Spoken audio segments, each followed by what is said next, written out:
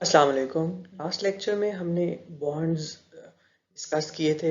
हमने डिस्कस किया था कि जब कंपनीज को एक बड़ी अमाउंट चाहिए होती है डेट में, तो एक बैंक के लिए पॉसिबल नहीं होता कि वो इतनी बड़ी अमाउंट रेज करे। तो आपके पास कंपनीज के पास बैंक्स के बाद एक ऑप्शन होती है बॉन्ड्स इशू करने की। और वो बेसिकली डेट इंस्ट्रूमेंट्स ही होते हैं। और आप बॉन्ड्स जो हैं वो इशू करते हैं और आम जनरल पब्लिक जो है आपके बॉन्ड्स खरीदती है। और ये हमने डिस्कस किया था कि ऑब्वियसली एक जो कंपनीज हैं वो बॉन्ड्स इशू करने में एक्सपर्टाइज तो उनकी नहीं होती, क्योंकि ये एक फाइनेंशियल इंस्टीट्यूशन का काम है। तो एक इंटरमीडियरी मतलब एक दरमियान की कंपनी, जिसको हम अंडर राइटर कहते हैं, वो कंपनी को हेल्प करती है आम पब्लिक को अपने बॉन्ड्स इशू करने में। और फिर हमने बॉन्ड्स का जनरली देखा था कि बॉन्ड्स की जो खसूसियात थी उसमें ये था कि आप जो ओरिजिनल अमाउंट लेते हो, बोरो करते हो, उसको हम कहते हैं प्रिंसिपल। और जो हमारा टाइम पीरियड होता है बॉन्ड्स को वापस करने का, वो जनरली लॉन्ग टर्म होता है। 5 साल, 10 साल, 15, 20 साल, 30 साल, 40 साल के भी बॉन्ड्स होते हैं। तो उसके बाद फिर दूसरी बात कि जो हम लोन लेते हैं प्रिंसिपल के ऊपर, इंटरेस्ट जो है वो इंटरेस्ट को हम कहते हैं कॉन्ट्रैक्ट रेट। वो बॉन्ड के ऊपर एक बॉन्ड का, जिस तरह हमने पहले देखा था प्रॉमिसरी नोट की हमने एग्जांपल देखी थी, इसी तरह बॉन्ड भी एक एक इंस्ट्रूमेंट है जिसके ऊपर लिखा होता है कि उसकी सारी डिटेल्स, कि वो कितने का बॉन्ड है, उसको हम कहते हैं फेस वैल्यू या पार वैल्यू। ठीक है। और उसके ऊपर जो छपी हुई उसकी कीमत होती है। फिर दूसरी चीज उसके ऊपर इंटरेस्ट रेट, बॉन्ड में उसको हम कहते हैं कॉन्ट्रैक्ट रेट। फिर बॉन्ड की ड्यूरेशन। और फिर चौथी जो इम्पोर्टेंट चीज बॉन्ड में लिखी होती है, वो ये लिखी होती है कि इंटरेस्ट कब कब पे किया जाएगा। जनरली बॉन्ड्स में इंटरेस्ट जो है हमने डिस्कस किया था, साल में 2 बार, मतलब सेमी एनुअली पे किया जाता है। अच्छा, बॉन्ड्स में और जो पहले हमने लाइबिलिटी देखी थी, लीज लाइबिलिटी देखी थी, उसमें क्या फ़र्क था कि वहाँ पे हम हर महीने या हर साल जो पेमेंट करते थे, उसमें हम कुछ पोर्शन ओरिजिनल अमाउंट का, मतलब प्रिंसिपल का रीपे करते थे, और कुछ इंटरेस्ट पे होता था। लेकिन बॉन्ड्स में हम जो पेमेंट्स करते हैं उसमें हम प्रिंसिपल रीपेमेंट नहीं करते, विच मीन्स कि हमारा प्रिंसिपल अमाउंट जो है वो ओवर द ईयर्स सेम रहती है।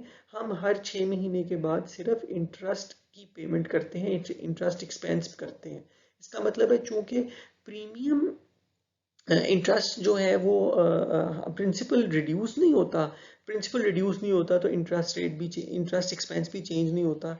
इसलिए आपके जितने भी साल का बॉन्ड होगा, जो हर 6 महीने के बाद की जो इंटरेस्ट की पेमेंट होगी, वो सेम होगी। ठीक है। अब अच्छा, फिर हमने एक चीज़ डिस्कस की थी, हमने कहा बॉन्ड के ऊपर जो प्राइस लिखी हुई है उसको हम कहते हैं फेस वैल्यू या पार वैल्यू। अब जो बॉन्ड्स जो हैं वो अगर तो आपकी हम बॉन्ड्स को हम कहते हैं कि वो, हमने पिछली स्लाइड्स में डिस्कस किया था कि हम बॉन्ड्स को हम कहते हैं इन टर्म्स ऑफ परसेंटेज बात करते हैं। 100%, 100% का मतलब है जितनी प्राइस उसके ऊपर छपी हुई है उतने का ही वो मार्केट में बिक रहा है। दूसरा है 100 से ऊपर, 101% या 102%। मतलब अगर $1,000 का बॉन्ड है तो वो मार्केट में $1,020 का बिक रहा होगा। ठीक है, बेशक उसके ऊपर छपा हुआ ₹1,000 है, लेकिन वो मार्केट में कितने का बिक रहा होगा? $1,020 का। इसको हम कहते हैं प्रीमियम पे बिकना, मतलब अपनी स्टेटेड प्राइस से ऊपर बिकना। और अगर वो ₹1,000 से नीचे बिक रहा है, मतलब 98% पे बिक रहा है, इसका मतलब है अपनी ओरिजिनल फेस वैल्यू से 2% कम पे बिक रहा है। इसको हम कहते हैं बॉन्ड डिस्काउंट। अब सवाल ये पैदा होता है कि ये सिचुएशंस कब अराइज होती हैं, बॉन्ड डिस्काउंट और प्रीमियम जो है वो कब अराइज होता है, और फिर इसकी अकाउंटिंग कैसे की जाएगी। इस लेक्चर में हम इस टॉपिक के ऊपर फोकस करेंगे कि बॉन्ड डिस्काउंट्स और प्रीमियम की को कैलकुलेट कैसे करते हैं, उसका अकाउंटिंग इम्पैक्ट क्या है, और ओवरऑल हमारे एक्सपेंस पे या रेवेन्यू पे इसका क्या फ़र्क पड़ेगा। ठीक है जी।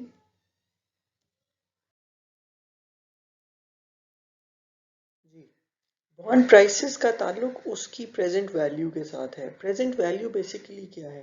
देखिए, कोई भी काम आप करते हैं तो उसके बेनिफिट से करते हैं, उसके बेनिफिट के लिए करते हैं। तो आप कोई भी इन्वेस्टमेंट बेस बॉन्ड, जो बंदा बॉन्ड खरीद रहा है आपका, मतलब आपको $1000 दे रहा है, तो बेसिकली वो इन्वेस्टमेंट कर रहा है, उसको उस इन्वेस्टमेंट के बदले रिटर्न मिलना है, इंटरेस्ट मिलना है। तो वो प्रेजेंट वैल्यू कॉन्सेप्ट क्या है कि वो ये देखता है कि अगर वो जो अगले 20 साल मुझे मेरी पेमेंट्स मिलनी है, उनकी आज प्रेजेंट वैल्यू क्या बनती है। फिर उसके बाद वो डिसाइड करता है कि बॉन्ड की वैल्यू क्या होगी। तो अब जो बॉन्ड का प्रेजेंट वैल्यू का ताल्लुक होता है, वो ताल्लुक होता है इंटरेस्ट रेट के साथ, कॉन्ट्रैक्ट रेट के साथ। मतलब बॉन्ड के ऊपर कितना रिटर्न मिल रहा है। अच्छा, अब मैंने आपको कहा था कि एक रेट है जो बॉन्ड के ऊपर छपा हुआ है, उसको हम कहते हैं स्टेटेड रेट या कॉन्ट्रैक्ट रेट। अच्छा, अब जो बात समझने की है, अगर आपको ये बात समझ में आ जाएगी तो आपको प्राइसिंग समझ में आ जाएगी। लेट्स से आज स्टेट बैंक ऑफ पाकिस्तान कहता है कि आज पाकिस्तान का इंटरेस्ट रेट है 10%। अच्छा, अब आज आपकी कंपनी जो है वो बॉन्ड इशू करना चाहती है, तो कितने पे इशू करेगी? जाहिर बात है 10% पे करेगी। ठीक है, तो आज आपने 10% के हिसाब से बॉन्ड इशू कर दिया 20 साल के लिए। अब उस बॉन्ड की ड्यूरेशन कितनी है? 20 ईयर्स। कॉन्ट्रैक्ट रेट क्या है? 10%। और उसके बाद जो है वो आपका इंटरेस्ट रेट जो है आपको सेमी एनुअली मिलेगा। अब जब आपने एक बार बॉन्ड आज 10% पे इशू कर दिया, उसके बाद अब 20 साल ये टर्म्स चेंज नहीं होनी। अगले 20 साल ओरिजिनल प्रिंसिपल अमाउंट रहेगा, $1000 ही रहेगा। उसके ऊपर जो स्टेटेड रेट है वो 10% है, और आपको जो कंपनी हर 6 महीने के बाद इंटरेस्ट देगी वो भी 10% के हिसाब से देगी। लेकिन अच्छा, अब पहले अभी तो ठीक है, क्योंकि स्टेट बैंक का रेट मतलब market rate, state bank rate decide करता है जो एक वक्त में मार्केट में इंटरेस्ट रेट चल रहा होता है। आप तो आपका या बेसिकली स्टेट बैंक जो है वो आपको गाइडलाइन देता है कि आपका इस वक्त जो है वो इंटरेस्ट रेट मार्केट में क्या है। आपने शायद टर्म सुनी होगी, काइबोर। ठीक है, KIBOR is Karachi inter bank borrowing rate. ठीक है, ये आपका पाकिस्तान में किसी में भी जो कोई इंटरेस्ट रेट होता है ना, वो उसका जो बेंचमार्क होता है, जो उसका बेस लाइन होती है, वो होती है काइबोर। काइबोर वो इंटरेस्ट रेट होता है जिस पे बैंक्स जब आपस में इस लेन देन कर रहे होते हैं, बैंक्स आपस में बोरोइंग कर रहे होते हैं, तो काइबोर के ऊपर करते हैं। फिर जब आप आगे अपने कस्टमर्स को लोन देते देते हैं, तो फिर काइबोर से ऊपर होता है। काइबोर +1, काइबोर +2, काइबोर +3, इस तरह से एक कोट होता है। तो खैर, माय पॉइंट इज कि जनरली आपका जब आप बॉन्ड इशू करोगे तो आप उस रेट पे करोगे जो मार्केट का रेट चल रहा है स्टेट बैंक ने, या जो बैंक की तरफ से आजकल रेट चल रहे हैं मार्केट में। अब आपने रेट बॉन्ड इशू कर दिया कितने साल का? 20 साल का। अब बेसिकली आपने अपनी टर्म्स एंड कंडीशन को 20 साल के लिए फिक्स कर दिया। आपके बॉन्ड ने अगले 20 साल 10% के हिसाब से ही रिटर्न देना है। अब बात यह है कि जिस तरह हमने कहा कि बॉन्ड मार्केट, बॉन्ड की प्राइस जो है वो चेंज हो सकती है। वो क्या है कि जी, आपने दो बॉन्ड इशू किया, आपने बॉन्ड लेट से खरीदा, बॉन्ड आपने खरीदा, आपके पास पैसे फालतू थे, आपने लेट से $1000 का बॉन्ड खरीद लिया। आपको आपने 20 साल का बॉन्ड खरीदा, आपको 5 साल उस पे इंटरेस्ट मिलता रहा, सारा कुछ हुआ। 5 साल के बाद आपको पैसों की जरूरत पड़ गई। आप कंपनी के पास गए, हमने पिछली बार भी डिस्कस किया था, आप कंपनी के पास गए और आपको कहा कि मेरा बॉन्ड वापस ले लो और मुझे मेरा $1000 वापस कर दो। कंपनी कहती है नहीं जी, हमने तो आपसे 20 साल के लिए लिया था, हमने तो वो पैसे कहीं इन्वेस्ट कर दिए, हम आपने 20 साल से पहले हम आपको आप पैसे वापस नहीं कर सकते। हमने आपसे हाँ ये वादा किया था कि 20 साल आपको 10% के हिसाब से इंटरेस्ट मिलता रहेगा, वो हर 6 महीने के बाद आपको मिलता रहेगा। आपको अगर ज्यादा पैसों की जरूरत है तो आप मार्केट में जाके किसी और को बेच दें, उससे पैसे ले लें और उसको ये बॉन्ड दे दें। आप कहते हो ठीक है। अच्छा, अब आप मार्केट में आके ढूंढने लगते हो कि ये बॉन्ड मैं किसी को बेचूं, कोई और भी बंदे होंगे जो वो $1000 उनके पास अभी फालतू होगा, वो इन्वेस्ट करना चाहते होंगे, तो आप चले जाओगे उनके पास, उनको कहो कि भाई आप $1000 इन्वेस्ट करना चाहते हो, मैं बॉन्ड जो है बेचना चाहता हूँ, तो आप एक काम करो, आप $1000 मुझे दो, आप मेरा बॉन्ड ले लो। अच्छा, अब चूंकि आपका बॉन्ड इशू हुआ था 5 साल पहले, 5 साल पहले स्टेट बैंक का रेट था लेट से 10%, तो आपका बॉन्ड भी था 10% का। अब अब 5 साल गुजर गए हैं। अब हम अगर तो अभी भी स्टेट बैंक का रेट, जिसको हम मार्केट रेट कहते हैं, मतलब कि आजकल जो लोग नए बॉन्ड खरीद रहे हैं या जो नई कंपनियां बॉन्ड इशू कर रही हैं, अगर अभी भी आपका 10% पे ही नए बॉन्ड इशू हो रहे हैं, तो अगला बंदा आपका खुशी खुशी बॉन्ड खरीद लेगा। क्यों? क्योंकि वो $1000 पे मार्केट में कहीं से भी जाके कोई बॉन्ड खरीदेगा तो $1000 पे उसको 10% का ही रिटर्न मिलेगा। यहां तक तो अगर तो इसका मतलब है स्टेटेड रेट और मार्केट रेट सेम है, तो आपका बॉन्ड भी पार वैल्यू पे या फेस वैल्यू पे ही बिकेगा। लेकिन अगर लेट से 5 साल पहले इंटरेस्ट रेट था 10% और आज इंटरेस्ट रेट है 12%, 5 सालों बाद इंटरेस्ट रेट बढ़ गया है। अब आपका बॉन्ड कितना रिटर्न दे रहा है? 10%।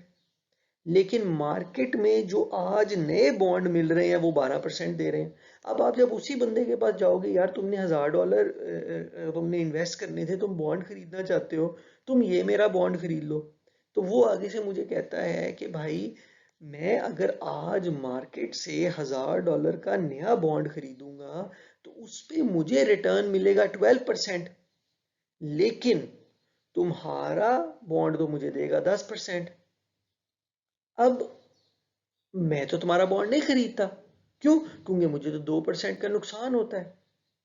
अब यहाँ पे मेरी मैं प्रॉब्लम ये है, मैं तो इस तरह तो फिर मेरा कोई भी बॉन्ड नहीं खरीदेगा, मेरा बॉन्ड कोई भी नहीं खरीदेगा। क्यों? मेरे बॉन्ड ने $1000 देना है। हाँ, मेरे बॉन्ड ने $1000 पे 10% के हिसाब से जो है वो लेट से $100 बनता है। 10% साल का $100 देना है मेरे बॉन्ड ने। लेकिन अगर वो $1000 में कोई और बॉन्ड खरीदेगा तो उसे $1200 मिलेंगे।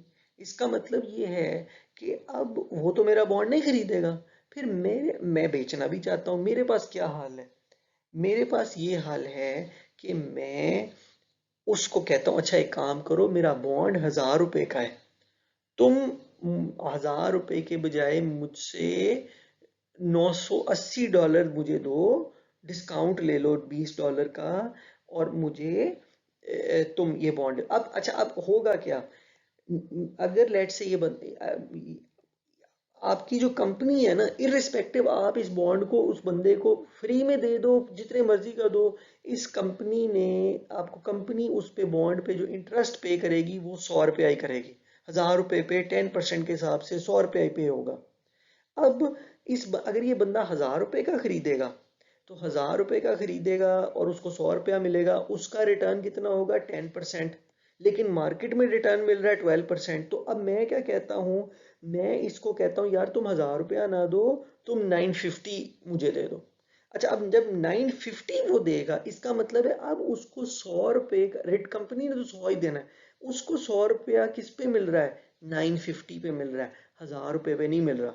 इसका मतलब है उसका इफेक्टिव रिटर्न, मतलब 100 डिवाइडेड बाय 950, ये 10% से, अब पहले जो 100 डिवाइडेड बाय 1000 तो 10% था, लेकिन आपका 100 को जब आप 950 पे डिवाइड करोगे तो वो परसेंटेज जो है वो चेंज हो जाएगी। मतलब आप डिवाइड करके देख लें, 100 डिवाइडेड बाय 950 ये बनता है 10.5%।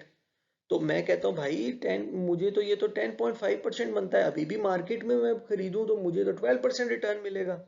तो अच्छा, आप मैं फिर कहता हूँ अच्छा एक काम करो, 950 का ना लो, तुम मेरे से 900 का ले लो। मैं कहता हूँ अच्छा 100 डिवाइडेड बाय 900, मैं कहता हूँ तो 11% बनता है। 11%, वो कह मैं तो अभी भी नहीं लेता, मार्केट में तो मुझे 12% मिल रहा है। वो कहता है भाई मेरे, अच्छा तुम एक काम करो 850 का ले लो। 100 डिवाइडेड बाय 850, ये बनता है 11.7%, 11.8%। वो अभी भी नहीं लेगा अल्टीमेटली। ये जो बेचने वाले को प्राइस उतनी करनी पड़ेगी जिस पे अगले बंदे का रेट ऑफ रिटर्न जो है वो 12% बन जाए। क्यों? क्योंकि इस वक्त मार्केट में वो कोई और बॉन्ड खरीदेगा तो 12%। अब इसका क्या मतलब हुआ कि आपका जो स्टेटेड रेट है वो कम था, मार्केट में रिटर्न ज्यादा है, तो आपको क्या करना पड़ रहा है? अब मार्केट में आपको ज्यादा फायदा मिलेगा, आपका बॉन्ड से कम फायदा है, तो लोग उसको खरीदने को तैयार नहीं होंगे। तो आपको क्या करना पड़ेगा? उसको सस्ता करके बेचना पड़ेगा। अच्छा, दूसरा एक और फायदा होगा, ये जो हम 1000 रुपए का बॉन्ड पकड़ा रहे हैं, लेकिन हम पकड़ा रहे हैं 900 रुपए का, इस चीज को भी हमने अपनी कैलकुलेशन के अंदर शामिल करना होगा, वो हम आगे जाके बड़ी डिटेल में देखेंगे कि ये ये जब बंदे का टाइम पीरियड पूरा होगा ना, 10 साल पूरे हो जाएंगे या 20 साल पूरे हो जाएंगे, तो अब चाहे उसने मेरे से 900 रुपए का लिया है या 950 रुपए का लिया है, आपको उसको बंदे को जो कंपनी 20 साल के बाद अमाउंट वो ही वापस करेगी जो उसके ऊपर स्टेटेड अमाउंट है, मतलब $1000। ठीक है? तो इसलिए आपने ये भी आपके जहन में होना चाहिए कि जो फेस वैल्यू है वो फेस वैल्यू रहेगी 20 साल के बाद, जब हम कंपनी के पास वापस जाएंगे कि ये हमारे 20 साल पूरे हो गए हैं, इसके ऊपर $1000 लिखा हुआ है, ये आप मुझे $1000 वापस कर दो, तो वो कंपनी आपको $1000 ही देने की पाबंद है। वो नहीं आपसे पूछेगी कि ये आपने मार्केट से कितने का खरीदा है, 800 का खरीदा है, 700 का खरीदा है, 900 का खरीदा है। तो जो जब मेच्योरिटी के ऊपर जो उसके ऊपर अमाउंट लिखी हुई है, पार वैल्यू फेस वैल्यू, वही अमाउंट है जो आपको वापस मिलेगी। अच्छा, अच्छा ये तो सिचुएशन हो गई कि 5 साल के बाद इंटरेस्ट रेट जो है वो गिर गया, बढ़ गया, सॉरी। लेकिन अब देखें, जिस तरह अब आजकल मार्केट, जो पिछले साल कोरोना से पहले आपका जो इंटरेस्ट रेट था, वो काइबोर ही कोई जो है वो तकरीबन 12%, 11-12% तक गया हुआ था। ठीक है? और इसका मतलब है जो वहां पे उस वक्त बॉन्ड्स इशू इशू करने हुए होंगे, वो वो 12%, 12 13% पे लेट से इशू हुए होंगे। अब अब आप, और अब चूंकि 1 साल या 2 साल के बाद ये कोरोना की वजह जो भी है, मार्केट के इंटरेस्ट रेट्स जो है वो नीचे आ गए हैं, वो आ गए हैं 7-8% पे, बड़ी हद है 6-7% पे। अब आप मार्केट में बॉन्ड बेचने जाओगे, तो एक बंदा बॉन्ड खरीद रहा होगा, तो आप उसे कहोगे यार मुझे $1000 की ज़रूरत है, मेरे मुझे मुझे पैसों की ज़रूरत है, ये मेरा बॉन्ड है, ये 12% रिटर्न देगा, तो आप खरीद लो। वो कहेगा हाँ हाँ, आप मुझसे $1000 मेरे से ले लो और मुझे ये बॉन्ड दे दो। अब आप कहोगे नहीं, ठहर जाओ जरा, अगर तुम इस वक्त मार्केट में $1000 इन्वेस्ट करोगे, तो मार्केट में तुम्हें मिलेगा लेट से 700 उस पे रिटर्न, 70, $1000 के ऊपर $70 आपको रिटर्न मिलेगा। लेकिन मेरा बॉन्ड तो $1000 पे $120 देता है। तो मैं तुम्हें ये $1000 के बजाय मैं तुम्हें महंगा दूंगा, महंगा दूंगा। वो कहता है अच्छा चलो आप मुझसे 1050 ले लो। अच्छा, उसी तरह जिस तरह हमने डिस्काउंट की कैलकुलेशन की थी, जब आप निकालोगे 100 डिवाइडेड बाय 1050, वो परसेंटेज जो है वो थोड़ी सी कम तो होगी, लेकिन वो अभी भी आजकल जो मार्केट की रेट है उससे बहुत ज्यादा होगी। तो मैं कहता हूँ नहीं भाईजान, इतने का नहीं दूंगा मैं आपको, मैं आपको महंगा दूंगा। अल्टीमेटली ये प्राइस वहां आके सेटल होगी जहां पे जो नया बायर है उसका इफेक्टिव रेट ऑफ रिटर्न, मतलब उसको जो एक्चुअल में रिटर्न मिल रहा है, वो इक्वल हो जाएगा मार्केट के रेट के मुताबिक। इसका मतलब है अब ये अपनी ओरिजिनल वैल्यू या फेस वैल्यू से महंगा बिकेगा। ठीक है, तो अब क्या है, अब सिंपल सिंपल रूल, एक रेट वो है जो आपके बॉन्ड के ऊपर लिखा हुआ है, और एक रेट वो है जो मार्केट में प्रिवेल कर रहा है, आजकल मार्केट का रेट है। अच्छा, जब तो बॉन्ड इशू हो रहा होता है तो मार्केट का रेट और बॉन्ड का रेट जो है वो तकरीबन सेम ही होता है। क्यों? क्योंकि कंपनी को पता होता है जो मार्केट का रेट है उसी के ऊपर बॉन्ड इशू किया जाता है। लेकिन जैसे जैसे बॉन्ड इशू करने के बाद वक्त गुजरता जाता है, साल गुजरते जाते हैं, तो मार्केट के रेट में और जो लिखे हुए रेट में, बॉन्ड के कॉन्ट्रैक्ट रेट में फर्क आ जाता है। अब अगर मार्केट का रेट बढ़ गया, इसका मतलब है मार्केट बेहतर है, आपका बॉन्ड कम पैसे रिटर्न दे रहा है, तो फिर आपको अपने बॉन्ड को बेचने के लिए सस्ता करना पड़ेगा। उसको हम कहते हैं बॉन्ड डिस्काउंट। अगर मार्केट का रेट कम है और आपका बॉन्ड जो है वो ज्यादा रिटर्न देता है, तो अब क्या होगा, लोग टूट पड़ेंगे आपका बॉन्ड खरीदने पे। क्यों? उन्हें पता है यहाँ पे रिटर्न ज्यादा है। तो आप उन लोगों को देख के आप अपनी प्राइस बढ़ाते जाओगे। अल्टीमेटली वो लेवल आएगा जब लोग कहेंगे भाई हमें क्या फर्क पड़ता है, मार्केट का खरीदें या तुम्हारा खरीदें, हमारे लिए बराबर है। तो आप फिर कहोगे अच्छा चलो फिर जितना मार्केट का रिटर्न बन रहा है उतना में मुझे दो और मेरे से ले लो। तो वो आपकी महंगा बिकेगा, उसको हम कहते हैं बॉन्ड प्रीमियम। अब बॉन्ड डिस्काउंट और बॉन्ड प्रीमियम की प्रॉपर अकाउंटिंग है, जिसको हमें बड़ी डिटेल से समझने की और करने की जरूरत है। वो हम आगे जाके अभी देखते हैं। जी, यहाँ पे हमारे पास एक एग्जांपल आ गई। Matrix Incorporation is attempting to issue 1 million principal amount of 9% bonds. The bonds pay interest on June 30th and December 31st each year and mature in 20 years. अच्छा, अब देखें क्या है जी, वन 1 मिलियन के बॉन्ड इशू करना चाहते हैं, मतलब टोटल अमाउंट, हर इंडिविजुअल बॉन्ड तो शायद हजार डॉलर का ही होगा, लेकिन जो टोटल अमाउंट वो रेज करना चाहते हैं या बॉन्ड इशू करना छापे में उन्होंने, वो 1 मिलियन के हैं। और हर बॉन्ड जो है वो 9% बॉन्ड, 9% उसका कॉन्ट्रैक्ट रेट है। और जून 30th और December 31st को इंटरेस्ट की पेमेंट होगी, मतलब बाय एनुअली है। और 20 ईयर्स का ये कॉन्ट्रैक्ट होगा। अच्छा, अब ये कंपनी है, इसने पूरी तैयारी कर ली है, $1 मिलियन को रेज करने के लिए बॉन्ड छप गए हैं, सारा कुछ है, अपना बिल्कुल रेडी है रोल आउट करने के लिए। लेकिन क्या है, अब आप बिल्कुल रेडी है, लेकिन क्या हुआ, investors are unwilling to pay the full face amount for matrix bonds because they believe the interest rate is too low. अब ये कंपनी देना चाहती है 9%, लेकिन इन्वेस्टर्स जो हैं वो 9% पे बॉन्ड को खरीदना ही नहीं चाहते। वो कहते हैं कि जी हमें लग रहा है कि हमें हमें रिटर्न अच्छा नहीं मिल रहा। क्यों? ऑब्वियसली इस वक्त मार्केट का रिटर्न ज्यादा होगा और वहाँ इन्वेस्टर को मार्केट में ज्यादा बेहतर रिटर्न मिल रहा होगा, इसलिए वो वहां जा रहा होगा।